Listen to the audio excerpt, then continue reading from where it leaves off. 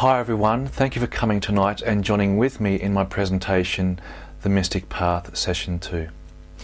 As with last week, I have to again deeply apologise for not being with you in person tonight, and I just hope that watching me on a screen is not too distant and distracting for you. But as I said last week, as far as our greater unified self is concerned, I am very much with you anyway. Before we start tonight, I would just like to recap on last week's session to bring us up to date.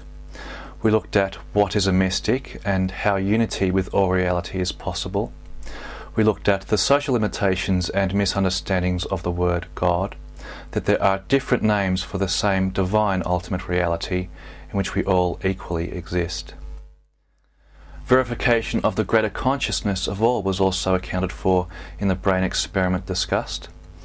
We also touched a little on quantum physics, which I like to call mystic science. We looked at consciousness in the bigger picture, both as pure unmanifest and in its heavier manifestation. The differences between duality and non-duality was also explained. A personal account was given of the mystic experience of spiritual union with the All in All. A reading was given on the hope of collective, not personally alone, spiritual union with the Absolute. And then we finished up with my DVD presentation, Universality, the Mystic Unity of Life. This week we will continue the mystic path with a look at the journey into mystic union with God, the unfolding stages, the human temperaments to approach union, and the aftergifts received from spiritual union. But first of all, for those of you who were not here last week, and for those of you who were, I thought it would be nice to replay my DVD presentation, Universality, for you, which portrays an experience in universal consciousness. The film is a universal zoom through space, starting at a point on Earth, and then ventures outwards continuously to the ends of the universe and beyond, with a clever twist at the end. The animated actor will appear somewhat familiar, but it is important to note that the person could and can be anyone. What is interesting to note is that when I finished scripting this animation, I showed it to a friend of mine who, after reading it, said, "You have to have a look at this." The book he gave me was Autobiography of a Yogi by Paramahansa Yogananda, and his chapter titled An Experience in Cosmic Consciousness was almost exact in detail to what I intuitively believed to happen in such an experience. So we'll play the film now, and then afterwards we will talk about the unfolding stages of the journey into mystic union.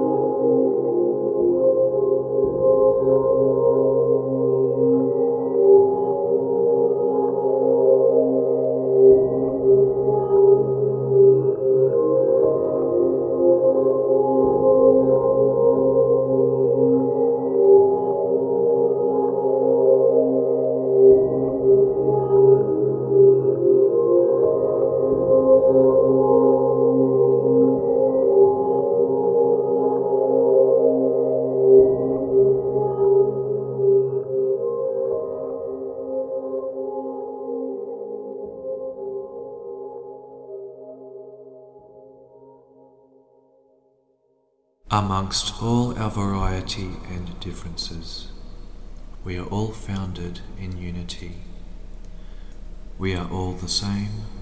We are all human beings. We are all one. We all live on the same planet, in the same star system, the same galaxy, the same universe, the same creation, the same spirit, the same light of consciousness, the same creator. We are all the same. We are all one. The One.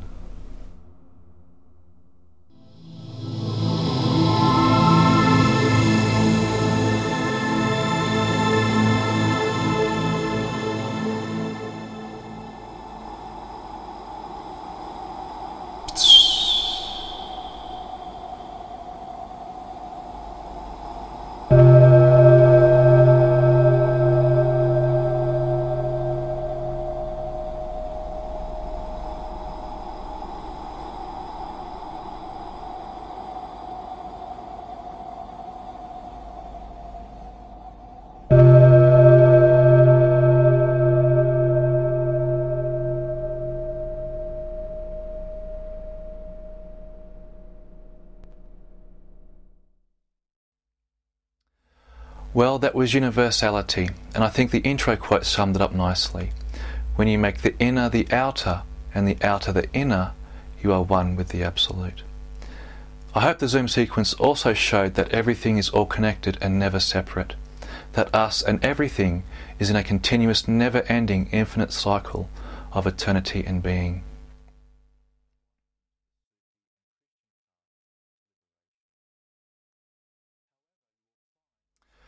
So after watching Universality, I'd now like to share with you the unfolding stages of the journey into mystic union with God. As we go through the process, it will appear that this mystic path is somewhat a passionate way to union with God, very much likened to the Sufi and Christian paths to liberation. However, you will find that the mystic path is pretty much universal to all faiths and traditions.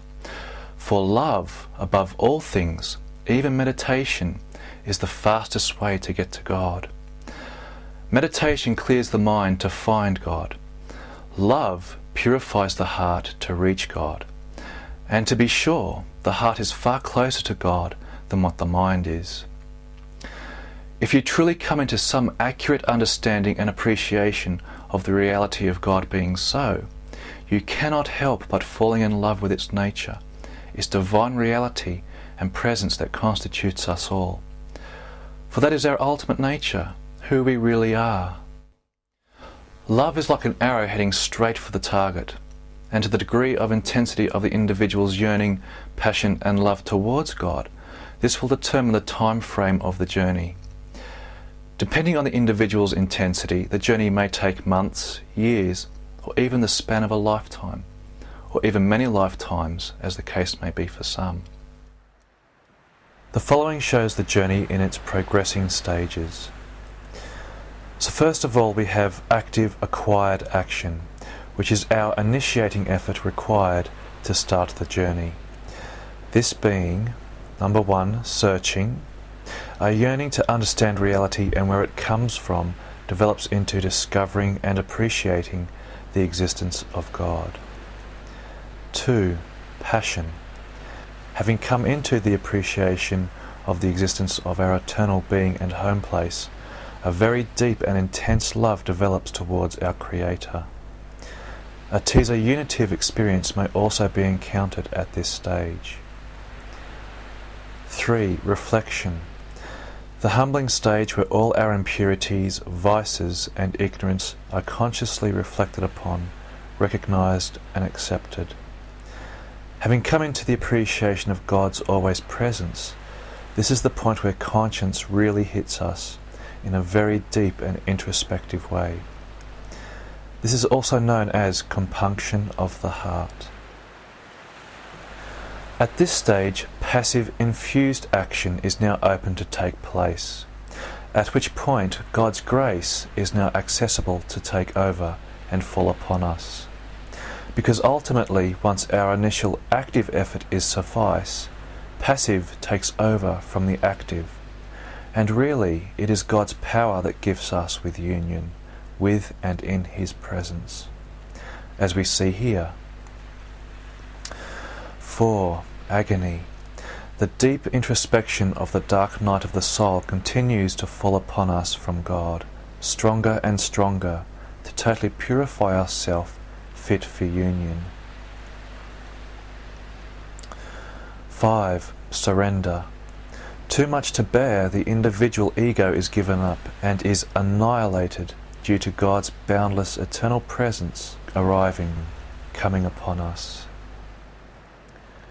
And now we come ultimately to the crown experience of the journey. Union. The individual now merged into God receives, feels the absolute bliss of his love and truth.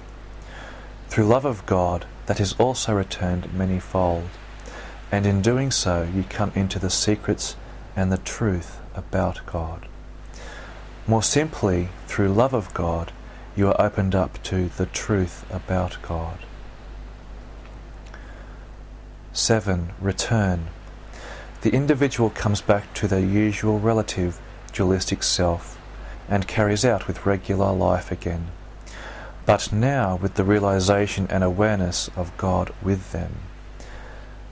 A devotion to pass on the sacred knowledge may also result.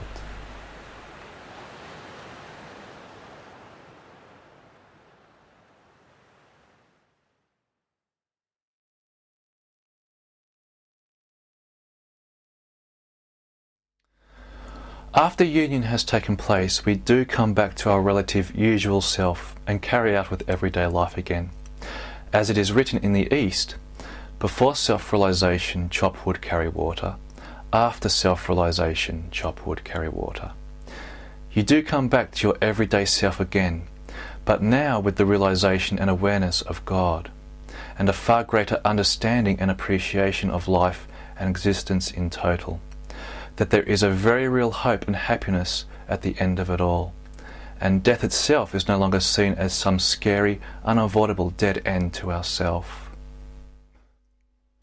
Whether mystic union happens for you once in a lifetime or 100 times in a lifetime, even if you only have it once, from that moment onwards, that confirmation and awareness is always with you, and no one can ever take that away from you. So here are some of the gifts received from spiritual union with God. Deep awareness of God's presence everywhere, within, throughout and beyond us and all existence. Recognizing and appreciating God in all things, everywhere equally, without difference. Realizing equality and unity throughout all existence, with and in the oneness of God.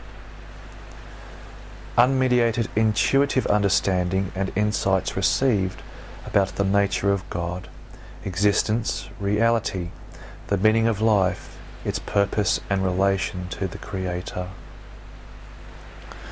Appreciation for all spiritual traditions and their founding masters, recognizing the underlying unity that all faiths share in common, God the Absolute. A tremendous understanding and connection with the truth, but will never claim it as their own. With that profound connection with what is real, true and so, the mystic person is in the privileged position to clearly discern the accuracy of people's words, opinions and beliefs about life, reality and ultimately God. Intuitive clarity of perception about the purity, state and disposition of others. The ability to read people's hearts. Behind all the trivial surface concerns in life, there is always a tremendous peace of being resulting from knowing our place and connection with God that has always been and always will be.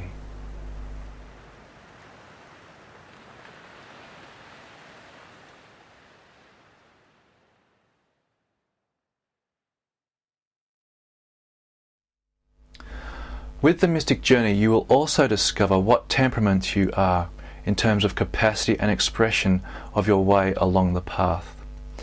Generally speaking, there are 4 main human temperaments towards union with God, and as I read through them, I think you will identify which temperament is yours. There are 2 main categories: mystical, subjective direct experience, and non-mystical, objective indirect experience. With the mystical, we have 2 main temperaments to approach God. 1. Nature contemplation. Through the appreciation of the natural world, we come to appreciate the underlying foundation and order to it all. A good example of nature contemplation would be Saint Francis of Assisi. Number 2. Knowledge intuitive contemplation. Through deep introspection, discernment, contemplation, and/or meditation, the aspirant's surface awareness accesses the higher faculty of intuition, God's agent of direct immediate knowledge, without even being taught. Via intuition, the individual comes unmediated into spiritual knowledge, insights and revelations beyond relative means of learned understanding. An example of knowledge contemplation would be Saint Teresa of Avila and Saint John of the Cross. With the non-mystical, we also have 2 main temperaments to approach union. 3. Devotional contemplation, dogmatic worship, going to church and so forth. The main example here would be mainstream society in general. 4. Active contemplation, serving God through society by representing justice for humanity and the world, which usually results after an experience of union with God. A good example of active contemplation would be Mahatma Gandhi.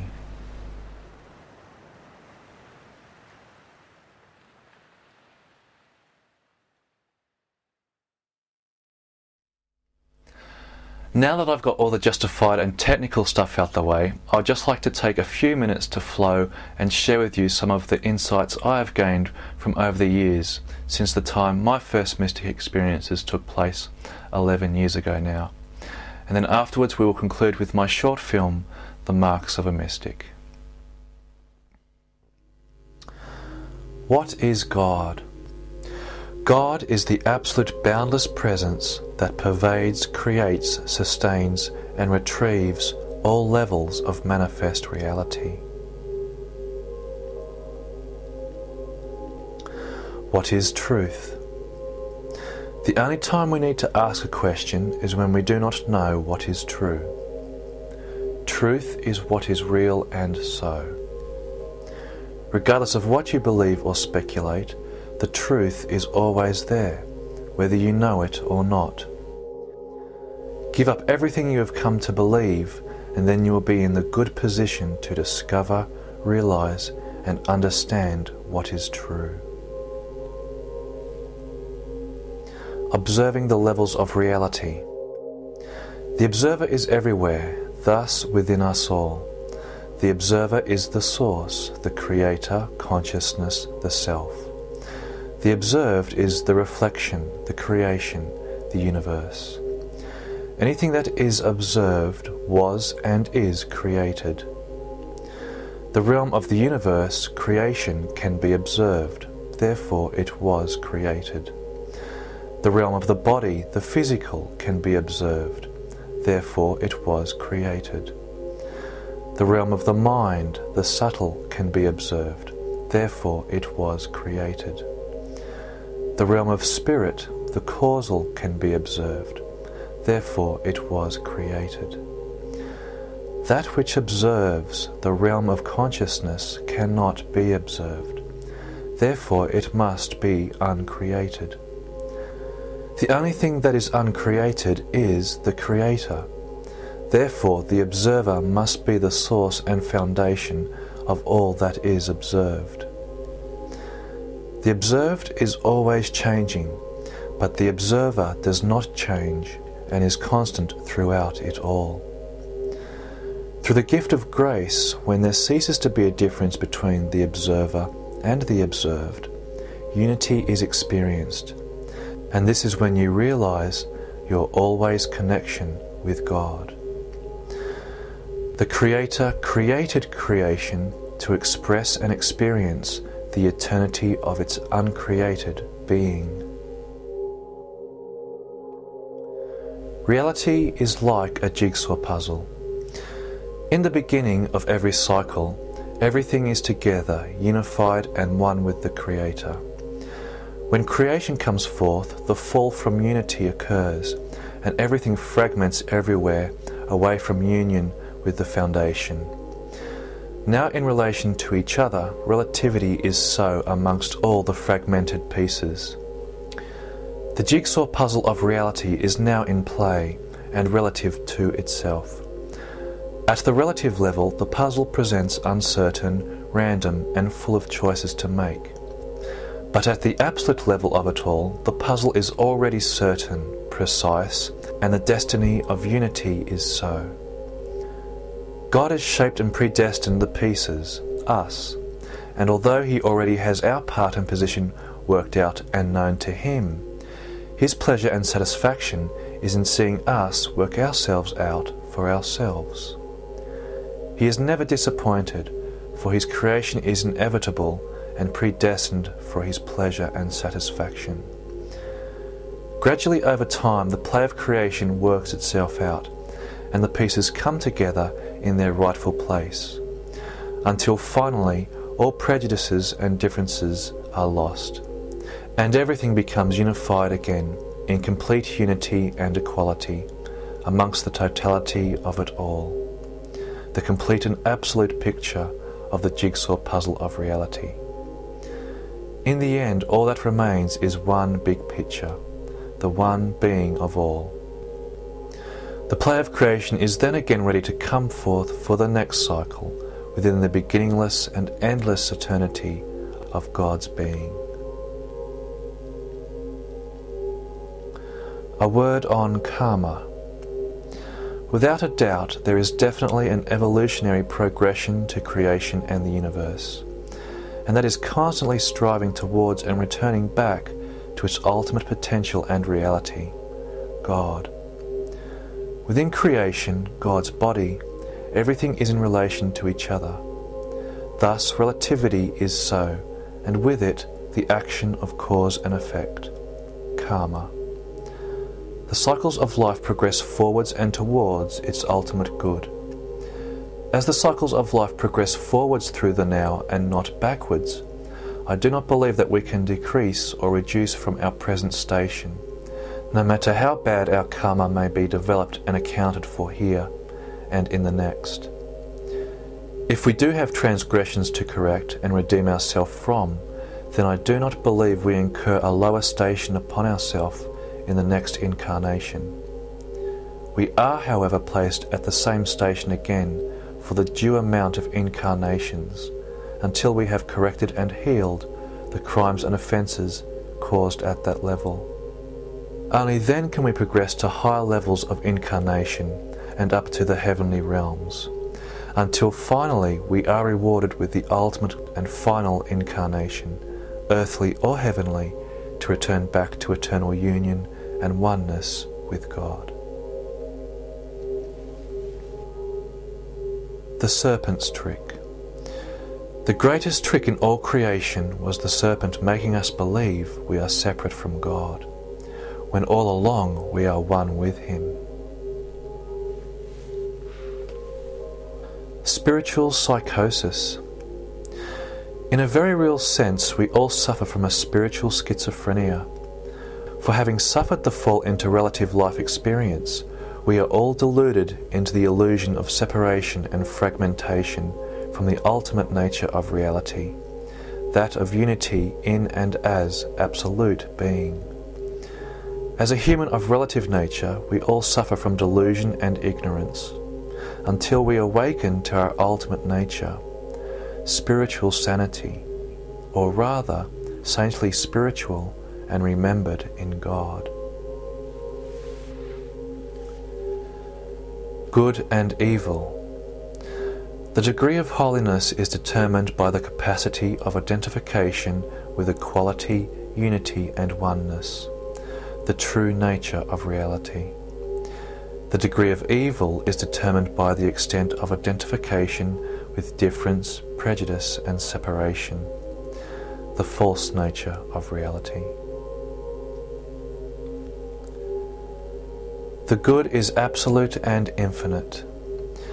Do not think of good and evil as merely the play of opposites, but rather think of it like a refined scale of gravity.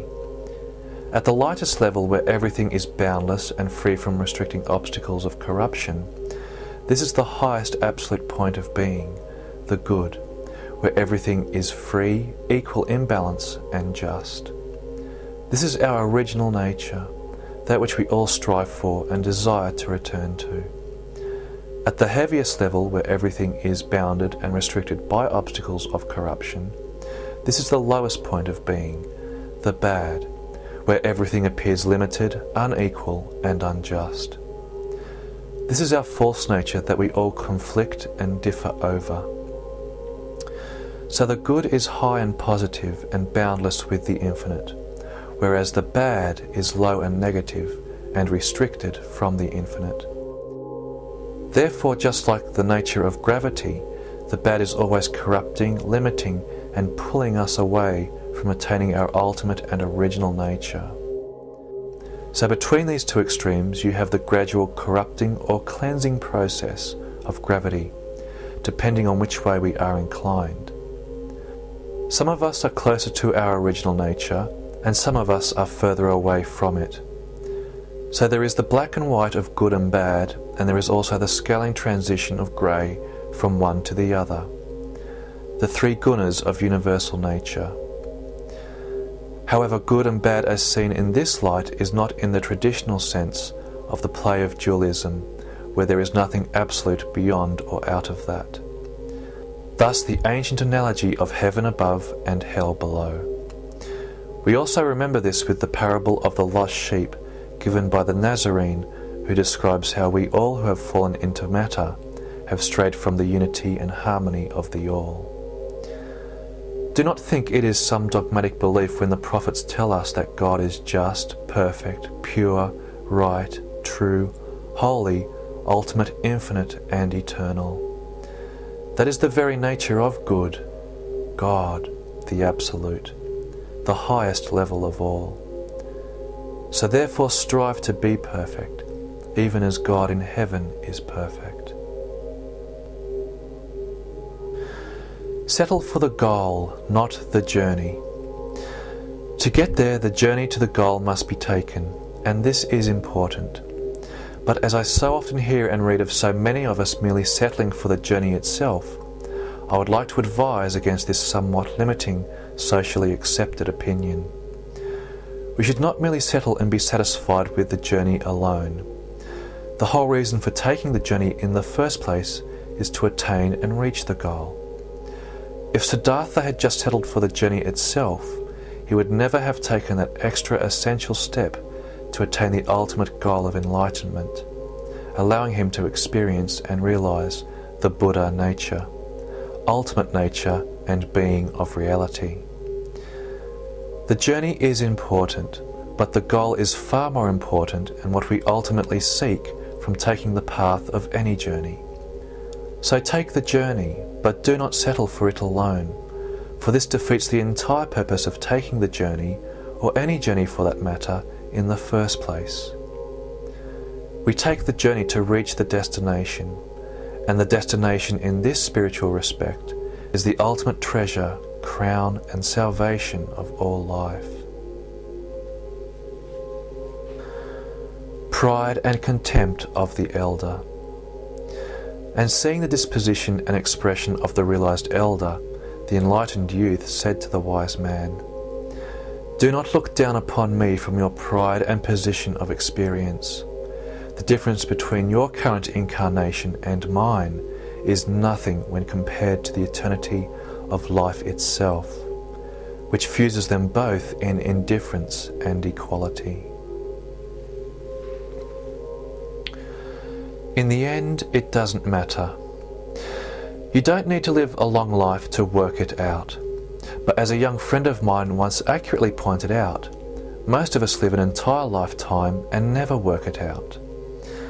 As true as that is, ultimately, it does not matter either way, for in the greater scheme of things, essentially we are all connected to God, whether we realize it in this lifetime or not. You may then ask, well, why bother trying to work it out in the first place then?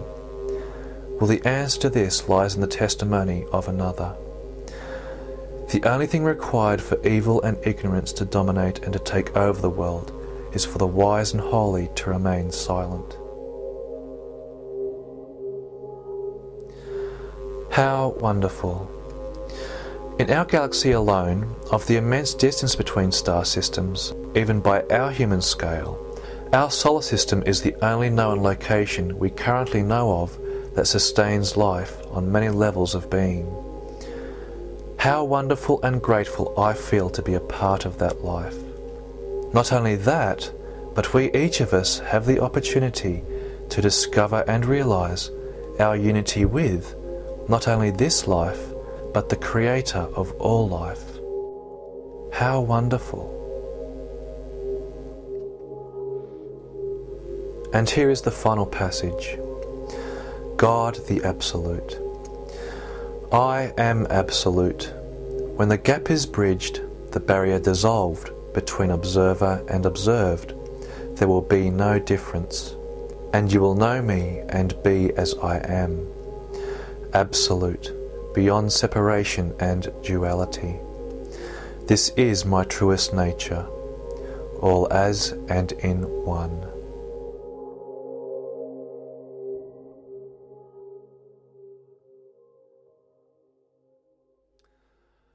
So now I'd like to finish up by sharing with you my short film, The Marks of a Mystic, which outlines the mystic temperament and how that evokes a person's disposition after experiencing spiritual unity. The film runs for 18 minutes, and I just hope at this late stage my monotone voice does not put you all off to sleep. Anyway, let's see how we go. Thank you.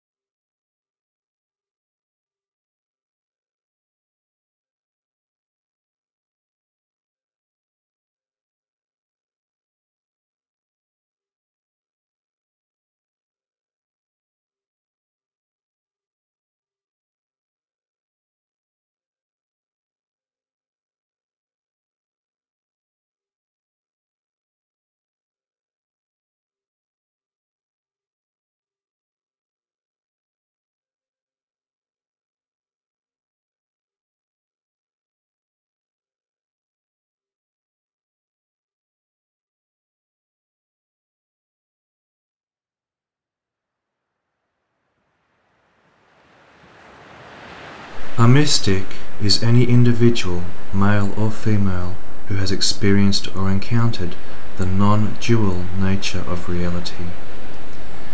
In such an encounter, the person loses all limitation and differentiation of personal boundaries, opening them up to the realization of unity, knowledge, and the truth of being, which lies beyond the realm of individuality, relative understanding, and speculation.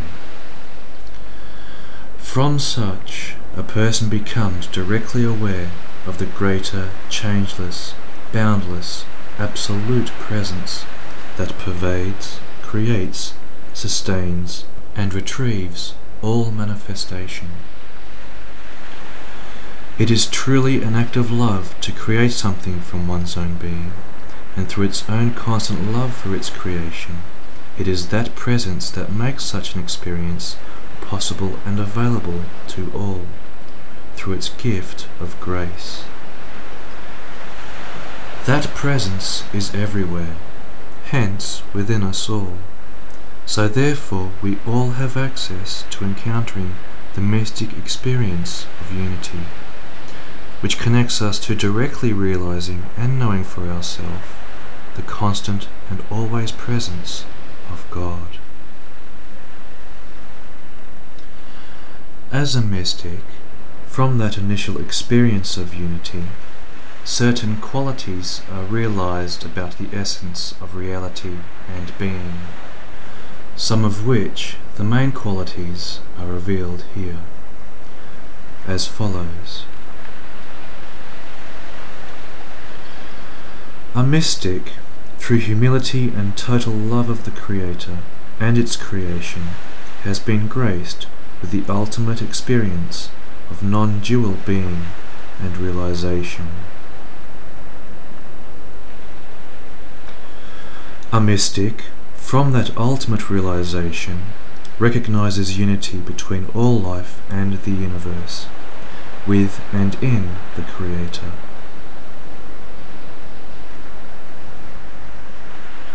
A mystic loves God with all his power, with all his mind, with all his heart, and all his soul.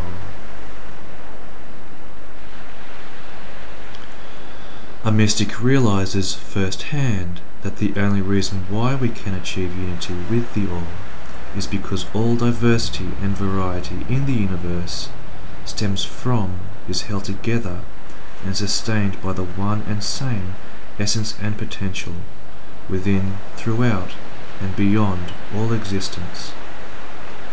No matter what name we give it, or how we desire to worship it, the mystic realizes it is the same essence and potential for all. All mystics share in the same experience of unity, since that is its very nature, one and the same, all in one. A mystic, even while aware of unity, can still operate as an individual.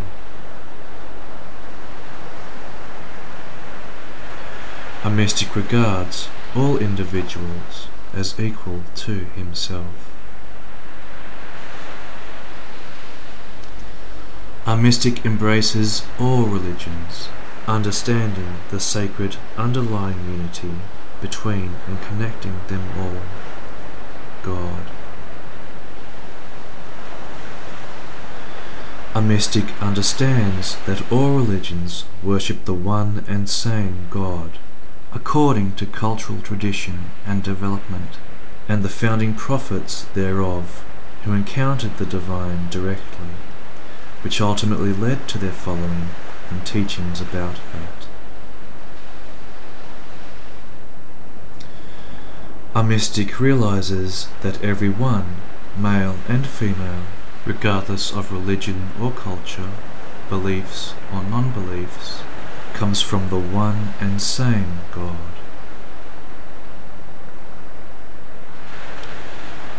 A mystic realizes that as God is the foundation and being of the universe, it runs through and sustains all things equally the same, without preference, as equally in the sinner as in the saint, understanding that the only difference between the two lies in their ability to realize their unity and connection with the All in All.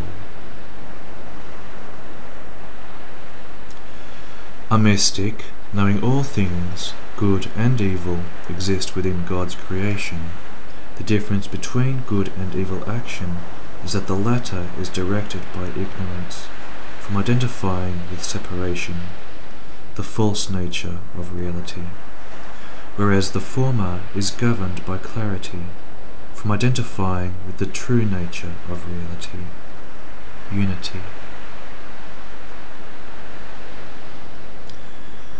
A mystic understands that even though individuals are capable of the most evil and terrible things, it is only a result of feeling separate and more important, rather than being aware of their equality and unity with everyone and everything.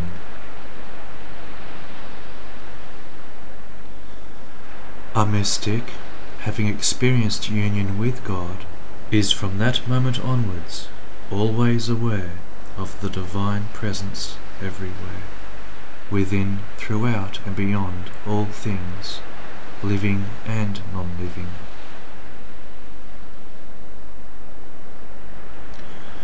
A A mystic understands that everything and everyone, no matter how good or evil strayed, is essentially not separate from God, and is originally an expression of that, no matter how far away or blind to it they are.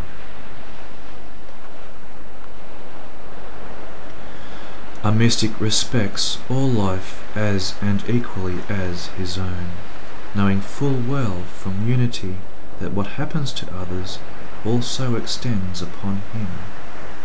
Thus the golden rule is an essential lifestyle for the mystic. Do unto others as you would have them do unto you.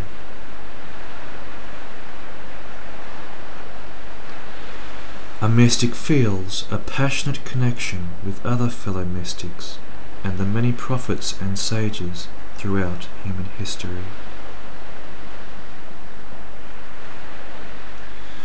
A mystic, being aware of his constant connection with God as his most dearest beloved companion and refuge, does not need to rely on others for company, acceptance, or security.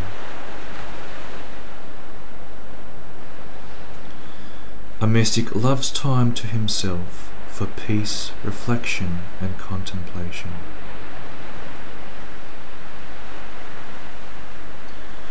A mystic never forces his ways upon others, but will gladly share knowledge and wisdom with those who are open and receptive to it. A mystic will never go out of his way to prove his authenticity to the doubting and cunning kind. A mystic, as have many, may be considered mad and delusional by the lay and ignorant of society in general. A mystic may face the threat of ridicule and persecution, and may well be branded as a blasphemous heretic.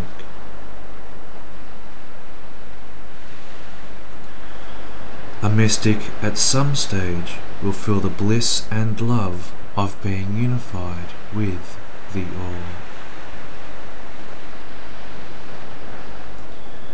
A mystic, having directly received God's grace to experience and feel the divine love of unity with God, is at once from thenceforth fully at peace with his human limitations and faults, no matter what others may think and say about him.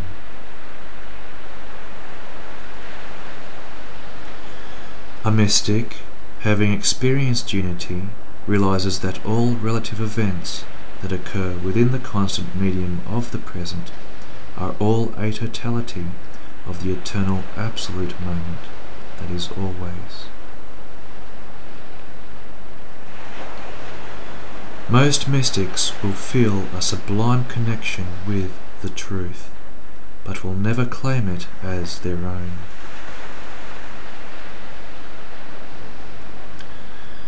A mystic, with that profound connection with what is real, true, and so, has the privileged ability to discern between the accuracy of people's words, opinions, and beliefs about life, reality, and ultimately God. Some mystics, fewer and daring, depending on their individual ability and caliber, will have the capacity to cope with becoming totally exposed to feeling the pain of the world upon them.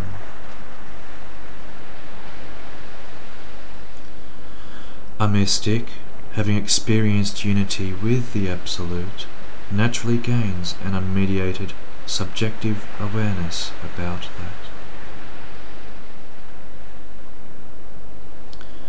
A mystic finds his awareness is open to intuitively knowing the secrets and mysteries about reality, existence, and the eternal. A mystic, from that subtle, intimate connection with life and the divine, can intuitively discern with immediate clarity the state and disposition of others, Thus, reading the hearts of others is not an uncommon ability for them. A mystic constantly contends with the overwhelming domination of social ignorance, but never disapproves of anyone in that position he also once was in.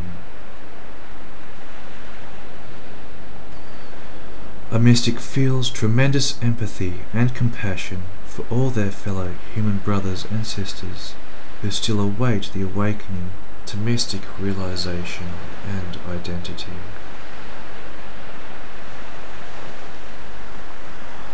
A mystic realizes that he is not above or below another, and that the mystic experience is a non-prejudice encounter that can happen to anyone, anywhere, as it being everyone's absolute birthright to achieve that, since it is our ultimate and original identity. A mystic loves to read scripture from any religion or culture, but does not need to rely on it for knowledge or learning. A mystic gains knowledge and wisdom not through indirect traditional dogmatic intercession, but through unmediated insight and direct realization, infused from his connection with the Creator.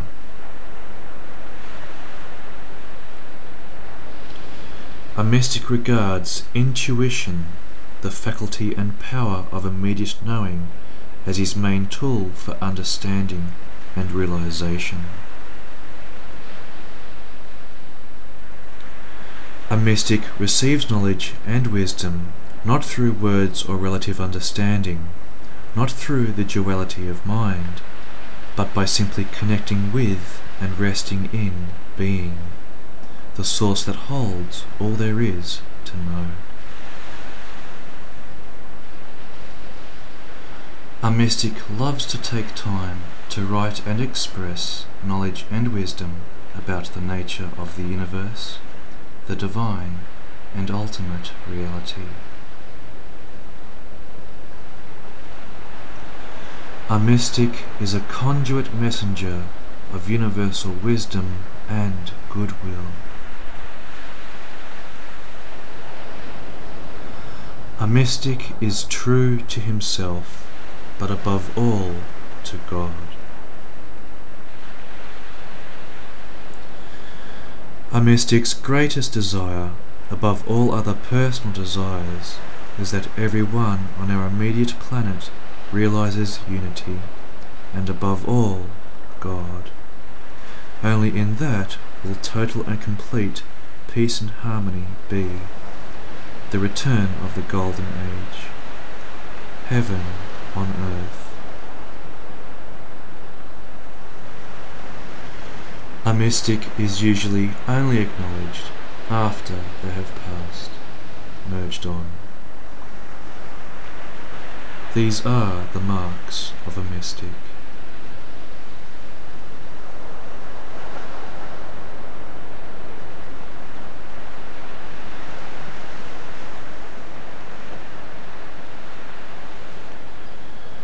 Amongst all our variety and differences, we are all founded in unity. We are all the same, we are all human beings, we are all one.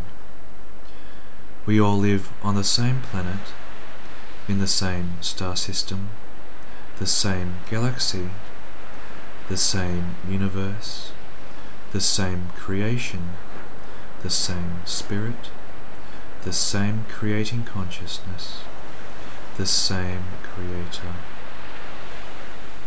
We are all the same, we are all one, the One. God be with you all.